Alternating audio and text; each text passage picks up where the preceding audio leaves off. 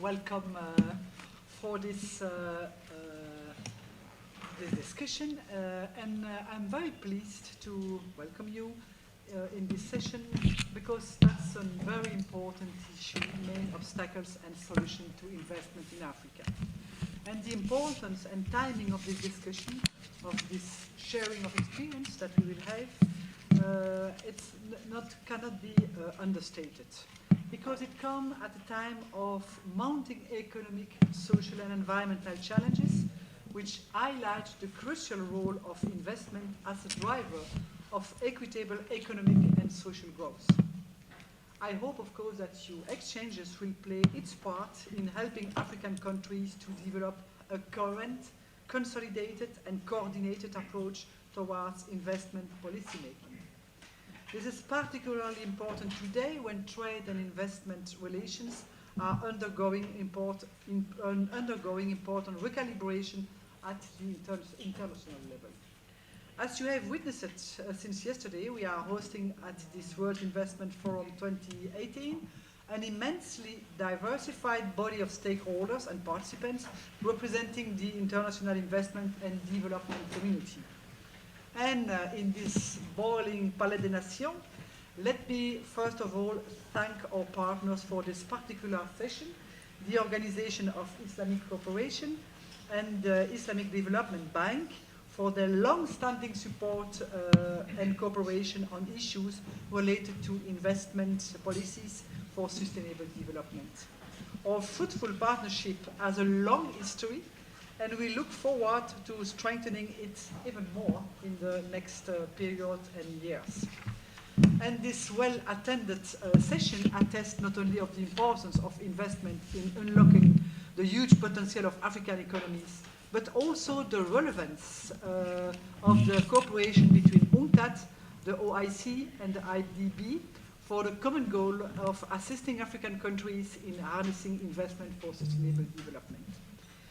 We should, however, also recognize that there is a need to address the current obstacles to investment in the continent and the need to develop new strategic ties and partnerships between foreign investor and African government based on new generation investment policies that guarantee a balance between investment protection and the right of African countries to regulate for public policy objectives. This is exactly what UNCTAD and the OIC are pursuing. And we are jointly developing a set of non-binding guiding principles for investment policies that can be used to assist OIC and African countries in creating more modern investment rules at the national and international levels. These principles are covering areas such as policy coherence, balanced rights and obligation, the right to regulate, openness to investment, investment protection, and intra-OIC cooperation. Those principles, which are in line with the OIC action program, were reviewed favorably at a high-level expert meeting organized by the Islamic Center for Development of Trade and UNCTAD in January 2018. Cooperation between UNCTAD, the OIC, and the IGB on investment issues also focus on building the capacity of African negotiators of international investment agreements. Our joint annual workshop for African countries on this issue, for instance, has so far trained over more or less 350 government officials in charge of investment policy and strategy issues, in particular the negotiation of IIS and the management of investor-state dispute settlement cases. We are also very keen to hear your views and how the OIC, the IDB, and UNCTAD can better support African countries in the formulation of investment policies that are conducive to sustainable development and inclusive growth. Finally, let me reiterate that UNCTAD stands ready to continue and to strengthen its support and technical assistance on issues related to investment policies. And in this regard, I'm happy to announce that the next annual workshop for African countries members of the IDB will take place in Casablanca, Morocco, from 18 to 20 December 2018. You have blocked your busy calendars. You have traveled a long way.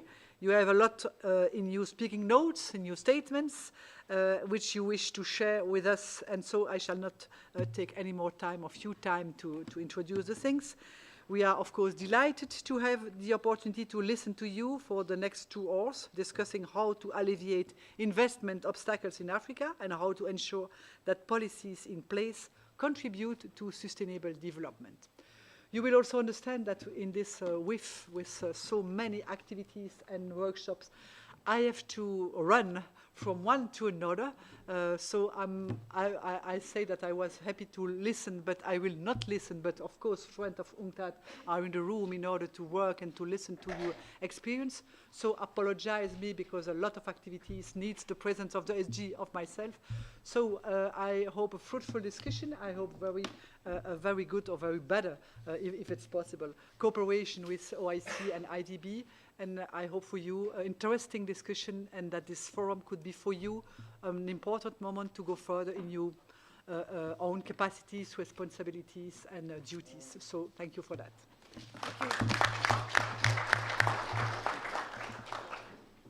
Thank you very much.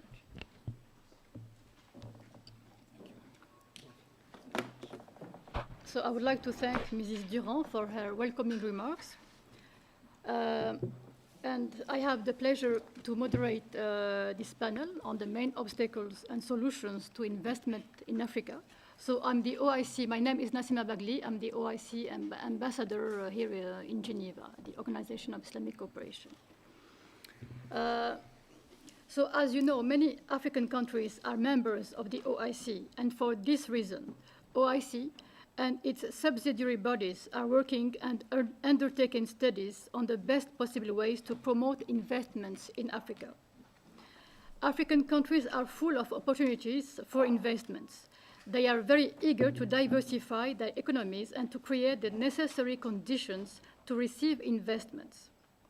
As mentioned in the guiding principles for investment policy making for member states of the OIC, developed by UNCTAD, the investment policies should be grounded in the country's overall development strategy and should be balanced in setting out rights and obligations of states and investors in the interest of development for all. In that sense, we can say that the 2030 Agenda and the OIC Programme of Action 2025 are complementary.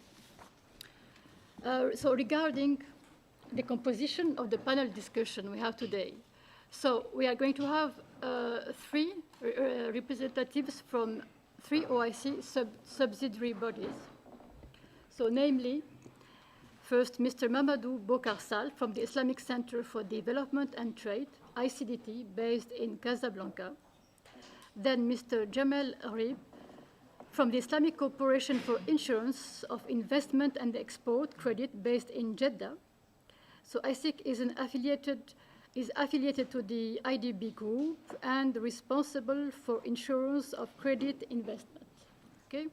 And then we are going to have Mr. Jem Tintin from Statistical, the right side, from Statistical, Economic and Social Research and Training Center for Islamic Studies, STASRIC, based in Ankara, Turkey.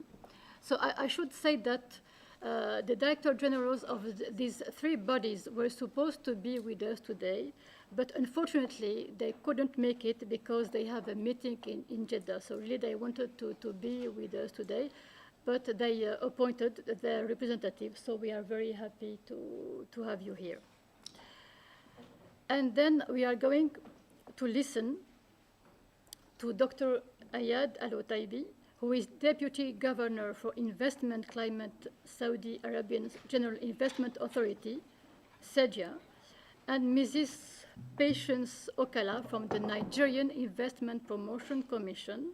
So both, you are going to give us your national perspective regarding the promotion of investment in Africa. So Mr. Ayad from the Saudi Arabia perspective and Mrs. Patience Okala from the Nigerian perspective.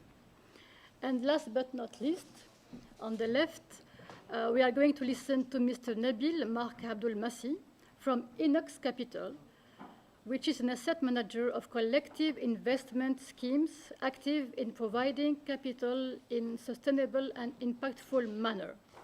So who will give us the view of the private sector. So without further ado, I will give the floor to the first panelist, Mr. Mamoudou Bokorsal from the ICDT. But first of all, I will just say a few words about your career, Mr. Sal. So Mr. Sal will highlight the role played by the Center on Investment Facilitation and Promotion in the OIC African countries. He will share with us some recommendations from different workshops and elaborate a little bit on the preparations of the guiding principles for investment policies. I think that you are head of studies and training department at the ICDT, and you have been working there for many years, I think. How long? 25 years, so it's really wonderful. Okay, so Mr.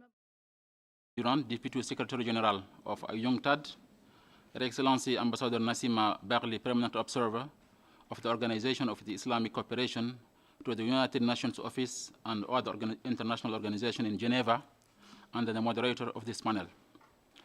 His Excellency Ambassador Moussa Kouli Kaya, Director General of CESRIC, is represented by my colleague Mr. Tenten. His Excellency Dr. Osama Qaisi, Chief Executive Officer of the ISEC, member of IDB Group, represented by my friend Jamel. Dear panelist, Dr. Ayed Al-Utaybi, Deputy Governor, Saudi Arabian General Investment Authority, SAGIA. Mrs. Patience Okala, Deputy Director, Legal Advisor, Nigerian Investment Promotion Commission, NIPC. And Mr. Nabil Mark Abdul Maseh, CEO of Inox Capital, and representative of the Swiss African Business Cycle. Honorable participants, first of all, allow me, Excellency Ambassador Nassima, to present the apologies of Director General of ICDT, Dr. El Hassan Hussein, for not being able to attend this important panel due to the unforeseen circumstances related to the holding of an urgent meeting at the OIC General Secretary Headquarters in Jeddah during the same period. He appointed me to make the presentation of the role of the Islamic Center for Development of Trade, ICDT, in promoting and facilitating investment in the OIC African member countries. I thank UNCTAD for inviting ICDT to participate in this important panel. As you are aware, ICDT is a subsidiary organ of the OIC based in Casablanca, Morocco, that is interested to promote and develop trade, flows, and investment among the OIC member states since 1983. The center organizes trade fairs, specialized exhibitions, business and investment forums, capacity building programs in the field of international trade and investment, and actively participates in the organization of the trade negotiation between OIC member countries within the framework of the OIC Trade Preferential System, TPS-OIC.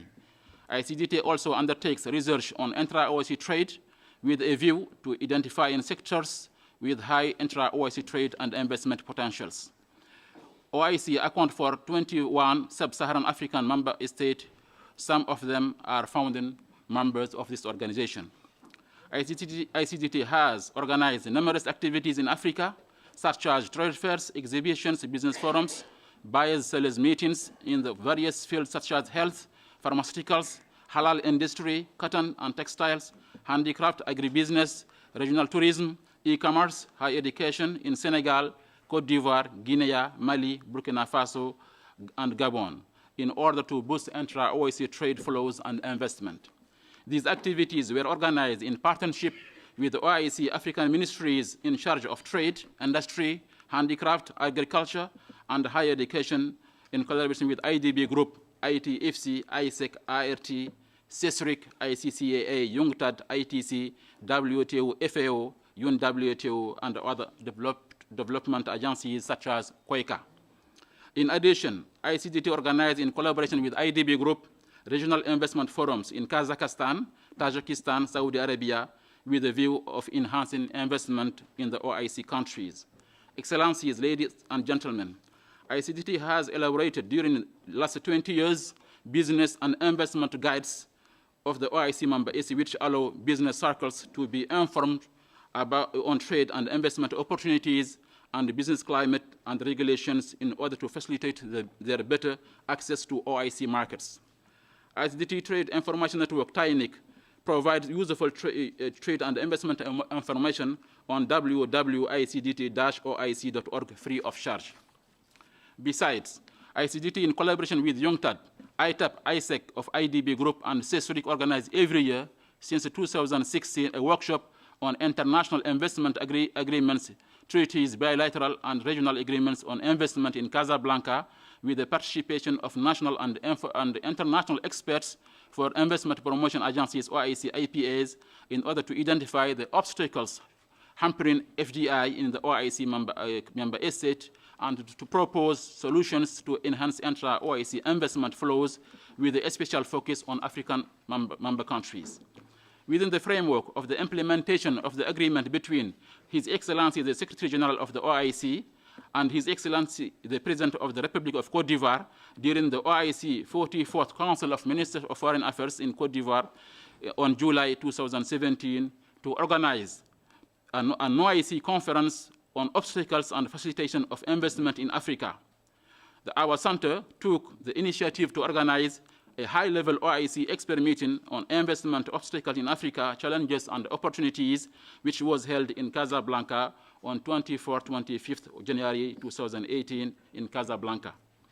The main objective of this meeting are, on one hand, to share international, regional, and national perspective on main obstacles and propose better solutions for investment in Africa, on the other hand, and to prepare the draft declaration of the conference and the draft OIC guiding principles for investment policy making that are supposed to be presented for consideration to the OIC conference on obstacles and facilitation of investment in Africa, scheduled in Abidjan, Republic of Cote d'Ivoire, and another. Excellencies, ladies and gentlemen, during this meeting, we identified the main following obstacles hampering the investment in Africa. Poor business environment. The content is at the lower end of the doing business indicators ranking due to the corruption, regulation, lack of policy coherence, and consistency and institutional weakness. Second, infrastructure deficiency. Only 1/3 of the population in Africa has reliable access to power, and 30 out of 57 or 54 countries in the continent suffer from constant power shortages. A World Bank study put the investment demand for Africa at 93 billion annually over a decade. Third, deficiency of skilled labor. Fourth, shortage of business intelligence and credit history information. Nevertheless, the most important obstacle to Africa in Africa are country risk. During this meeting, particular emphasis has been placed on the fragmented legal framework at many levels, bilateral, regional, continental, and at the level of OIC. The content of many treaties is also slightly unbalanced and does not defend the interests of the people, the environment, nor the sustainable and inclusive development of the host country. This is why many emerging countries are reluctant to sign investment treaties and prefer investment facilitation agreement, while developed countries are still pushing to include investment and trade issues in the agenda of WTO. At the OIC level, the agreement for the promotion, protection, and the guarantee of investment among member states of OIC is still relevant and up to date. Nevertheless, its effectiveness shall be enhanced, especially regarding the provisions relating to the dispute settlement and arbitration. After fruitful debate during this meeting, participants recommended the following: to encourage more OIC member countries to accede and complete the ratification processes of the OIC investment agreement. Second, to establish an OIC dispute settlements body in accordance with Article 17 of the OIC investment agreement. To establish a joint mechanism between the OIC General Secretariat, the Islamic Development Bank, and relevant partners to oversee the implementation of and modernize the agreement. Fourth, to establish an OIC portal and database on foreign direct investment, to create investment promotion agencies in one-stop shop format. The last, to review national investment agreement regimes and be an active partner in the ongoing international investment agreement debates both at regional and international levels. In addition, the experts examined the 2 draft documents prepared by ICDT in close cooperation with UNCTAD that should be the final document for the OIC conference in Africa. The document is draft OIC guidelines principle for investment policy making, and the second is the draft declaration of the conference. After the meeting, ICDT submitted the 2 documents for endorsement to the OIC General Secretariat in Jeddah. In this regard, the OIC General Secretariat has submitted this document to the OIC Ministries of Foreign Affairs for consideration and observation. After endorsement by OIC member states, the OIC guidelines principle for investment policy making and the declaration conference will be submitted to the OIC Investment Conference to be probably organized in Cote d'Ivoire and Tunisia in 2019 in collaboration with the UNCTAD OIC institution, ISEC, in order to enhance intra-OIC investment flows. In the same vein, the OIC General Secretariat, ICDT, and IDB Group set up a steering committee to draft a document for establishing an OIC mechanism for settling dispute arising out of the agreement for promotion, protection, and the guarantee of investment called OICM, to be submitted to the upcoming Council of Ministers of Foreign Affairs scheduled to be held in Abu Dhabi in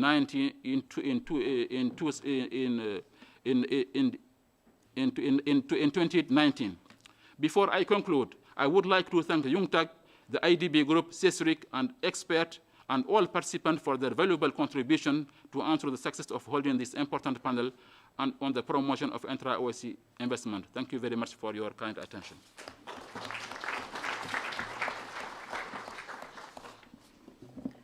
Thank you, Mr. Stahl, for giving us the perspective of ICDT about the main obstacles to investments in Africa and some recommendations also you are advocating to overcome these obstacles. Thank you very much. And now I will give the floor to Mr. Jamel Ri, who is the Deputy CEO of the Islamic Corporation for Insurance of Investment and Export Credit since 3 years now. That's it? Yeah. So Mr. Rib has over 28 years of diverse experience in the insurance and Islamic insurance business. In his exposé, he will underscore how the ISEC supports trade and investment flows in the OIC African member states. He will also touch upon on capacity building activities for policy makers. You have the floor, Mr. Rib. Thank you very much, Madam Chairman. Well, let me first of all thank the organizer and thank the audience. I see I'm very impressed by the gathering here. I will straight go to respond to the question raised by Mrs. Chairman. First of all, if we talk about Africa, I think if we talk about horizon, I will go to say that if you talk about medium and long term, Africa is on the right path. Africa is rising. So this one I want just to make assured, and we see it from the numbers. I will talk about numbers later. If we talk about short term, I will start to say yes and no, and depends again about the regions, about the sectors, and about. Uncertainty is there.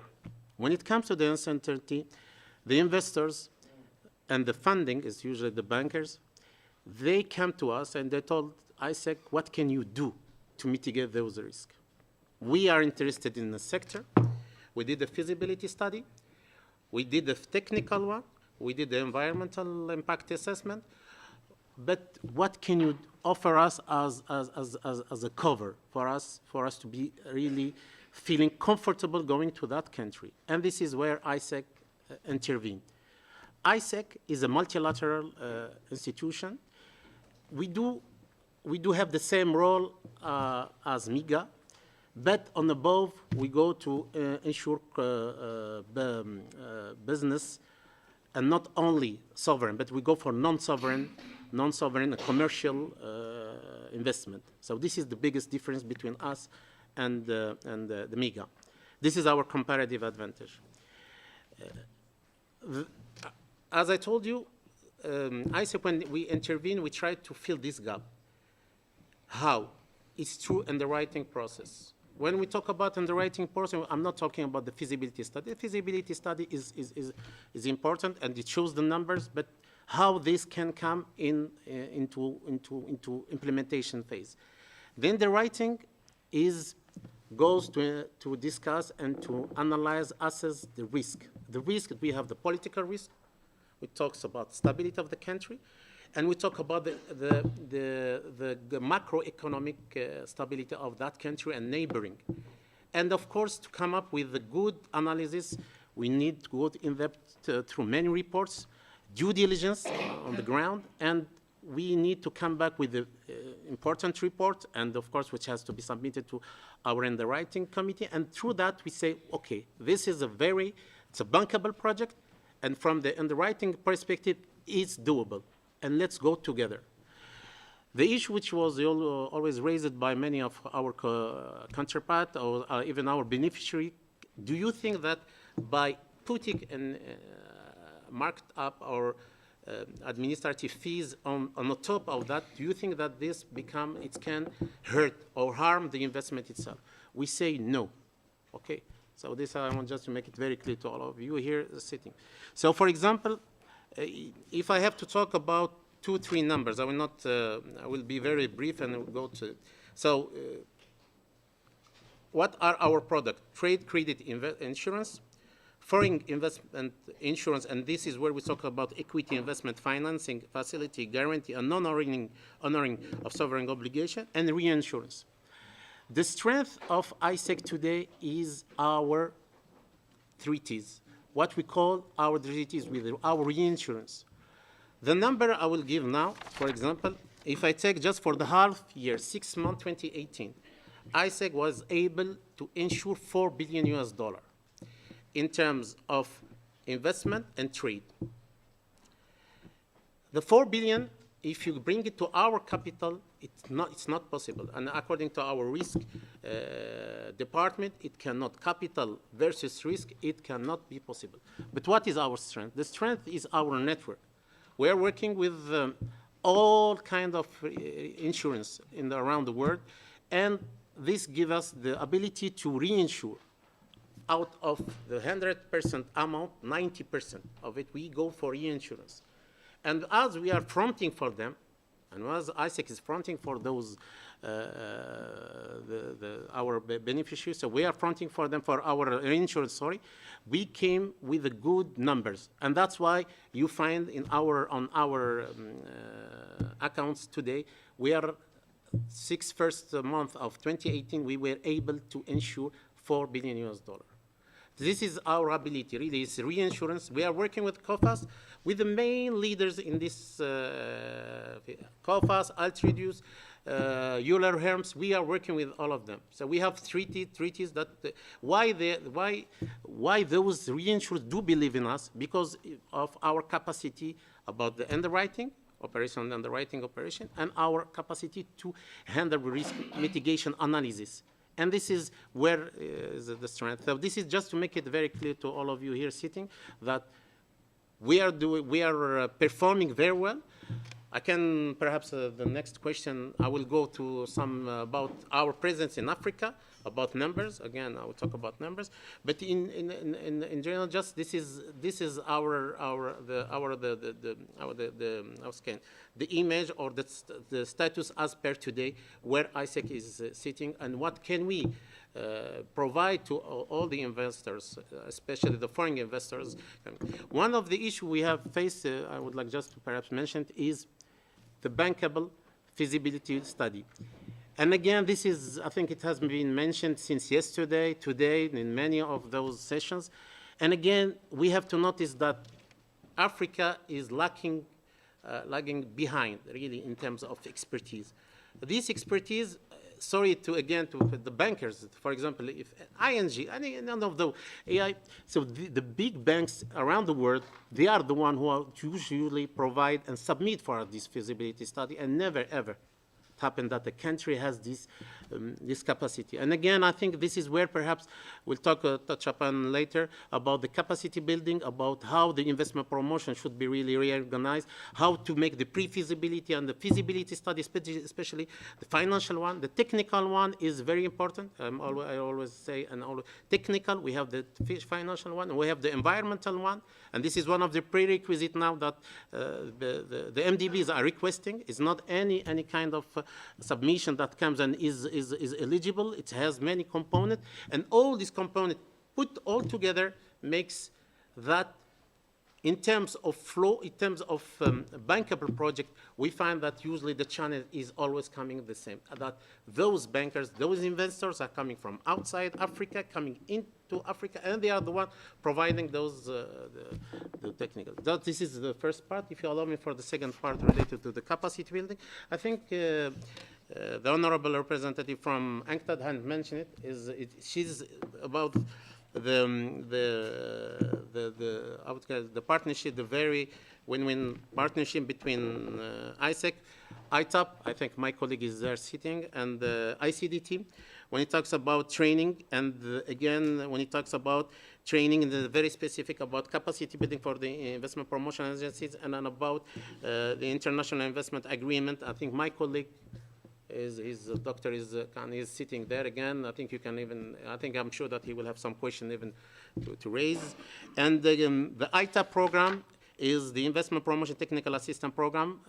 It's an IDB program. It's an IDB program that provides very detailed, very focused training for the investment promotion agency, and this is it has already, as mentioned by the honorable representative from UNCTAD, 300 government officials were trained around over 45 countries, and today perhaps if you want to talk about the future about ITAP, I think there is a full-fledged fund which is being set up at the IDB, and I think there is this kind of full-fledged fund will increase the scope of intervention of ITAP, which will include other key stakeholder strategic areas like financial and technical feasibility study, business plan, negotiation skills, investment promotion strategy, resource mobilization, etc.